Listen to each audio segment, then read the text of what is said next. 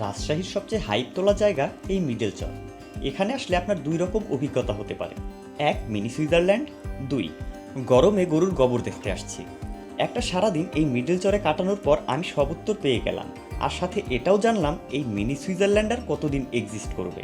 চলুন আপনাদের সব সুন্দর করে দেখাই, আর আমি কি খুঁজে পেলাম সেটা জানাই।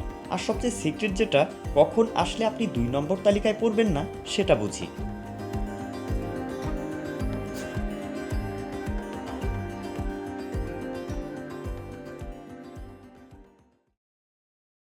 আগে বলি এখানে আসতে হয় কিভাবে। তালাইমারি থেকে একটা অটো নিয়ে চলে আসি মিজানের মোড়, ভাড়া 10 টাকা। মিজানের মোড়ে নেমে হাতের ডান দিকে নদীর দিকে হাঁটা দিলাম। হাতের ডানে একটা মোড় ঘুরতেই চলে আসি ডগার ঘাট। আপনি সরাসরি রিক্সা নিয়েও চলে আসতে পারেন ডগার ঘাট। এখান থেকে খেয়া নৌকা যায়, জনপ্রতি 50 টাকা, নিয়ে যাবে নিয়ে আসবে। এখন আপনাকে নামিয়ে দিলে আপনি যখন খুশি যে কোনো নৌকায় চলে আসতে পারবেন।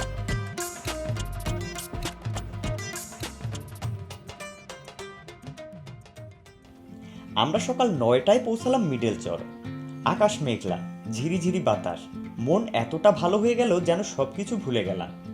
সামনে শুধু সবুজ ঘাসের মাঠ, আর মাঠে বিশাল বিশাল গরুর পাল, কখনো ছাগল কখনো ভেড়া। চারপাশে নানা রকম নানা সাইজের পাখি, সবাই মিলে যেন সুখী পরিবার। মনে হচ্ছিল শহর থেকে খানিকটা দূরে একটা ভিন্ন জগৎ।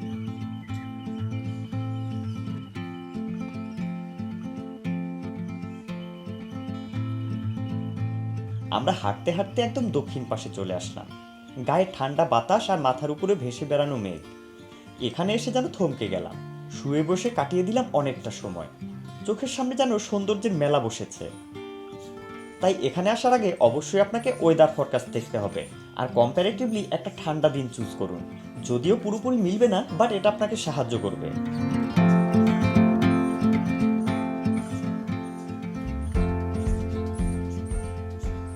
এখন বলি এই মিডিল চরের মিনি সুইজারল্যান্ড রূপ বিরল কেন।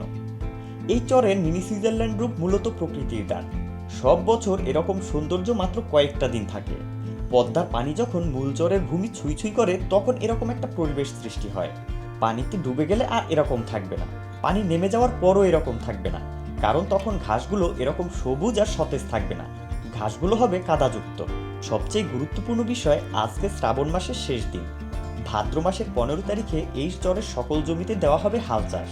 অর্থাৎ আর মাত্র 15 দিন এক্সিস্ট করবে এই মিনি সুইজারল্যান্ড। আপনার ভাদ্র মাসের 15 দিন চলে যাবে। তখন সব মাসকালাই বলবো। সব মাসকালাই বলবেন? এই সব কি হচ্ছে? এই সব মাসকালাই একটু পরে থাকবে না, একটু পরে থাকবে না, সব মাসকালাই। গোসলের জন্য গ্রামের পশ্চিম পাশটা সেরা। সবুজ ঘাসের ওপর স্বচ্ছ পানি। আজকে পাশে গ্রামের মানুষ পাট ধোয়ার কাজ করছে। কাজগুলো সবাই একদিনে একসাথে করে, তাই সবার মধ্যে কাজ করে এক উৎসবের আমেজ। আমরা খাবার নিয়ে আসছিলাম, সেটাই গ্রামের একটা বাড়িতে ঢুকে খেয়ে নিলাম। মানুষের কি সুন্দর আতিথেয়তা, আমাদের খাবার খাওয়ার জায়গা করে দিলেন, পানি এনে দিলেন, আরও কত কি। খাবারটার জন্য স্যারকে অবশ্যই অনেক ধন্যবাদ। অনেক টেস্টি খাবার হয়েছে, আমরা খেয়ে খুব মজা পাচ্ছি। খুব মজা হচ্ছে তো। অনেক মজা।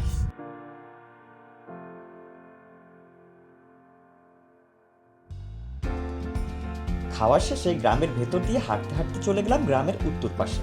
সেখানেই রয়েছে গ্রামের একমাত্র স্কুল, দেখতে অনেক সুন্দর।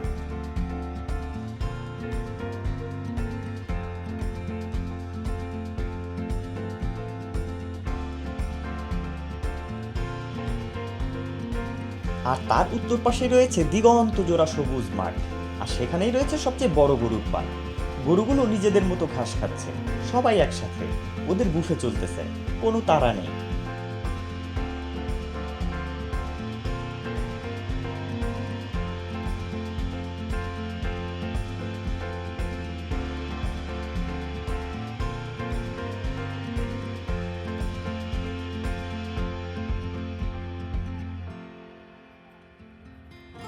আমরা ক্লান্ত হয়ে একটা মাচাঙে গিয়ে বসলাম, গল্প করলাম মাচাঙের মালিকের সঙ্গে। এই মাচাং বানিয়েছেন মজুর ও ট্যুরিস্টদের জন্য, সবাই যেন এখানে গিয়ে বসতে পারে। পানি খাওয়ার জন্য পাশে লাগিয়ে দিয়েছেন একটা টিউবওয়েল। রোদের টাইমে আইলে যায় 30 টাকা টিউবওয়েল আছে। হ্যাঁ, টিউবওয়েল আছে। তো ধরেন মানুষের উপকার হয়, আমার উপকার হবে। মানুষ আসে এখানে বসে, বাইরে থেকে এসে মানুষ 10 টাকা পায় না, মাথাটা বসলে একটু রেস্ট নিলে, একটু পানি টানি খাইলো। ভালো লাগলো। হ্যাঁ, অনেক সুন্দর সুন্দর কাজ করছে ভাই, অনেক সুন্দর একটা কাজ করছে। কারণ এই জায়গাটা মূলত ওনার জন্য উনি তৈরি করে নাই, এটা উনি সবার জন্যই তৈরি করছে। মানুষ যত এই মাঠে কাজ করতে আসে অথবা কেউ যদি ঘুরতে আসে, আইসার জন্য অ্যাটলিস্ট এখানে লেবার থেকে বেড়ানি লোক থেকে মানে সবাই আসে, সবাই এখানে আসে। সবাই আসে। হ্যাঁ, লেবার থেকে এই যে শুরু আমার করে মাথা নিয়ে একটু শুলে পরে একটু রেস্ট লাগে। হ্যাঁ, আরাম লাগে। হ্যাঁ, এখানে সুন্দর একটা মাচান করে দিচ্ছে ভাই, যেন সবাই এসে এখানে বসতে পারে। আবার এখানে কিন্তু টিউবওয়েলও আছে, সো কারো যদি তৃষ্ণা লাগে এখানে এসে পানিও খাইতে পারবে। ভাই বাড়ির সামনে বসে এই ঠান্ডা। জীবন বাসায় যান। যাক, ভাইকে অসংখ্য ধন্যবাদ এত সুন্দর একটা কাজ করে দেওয়ার জন্য।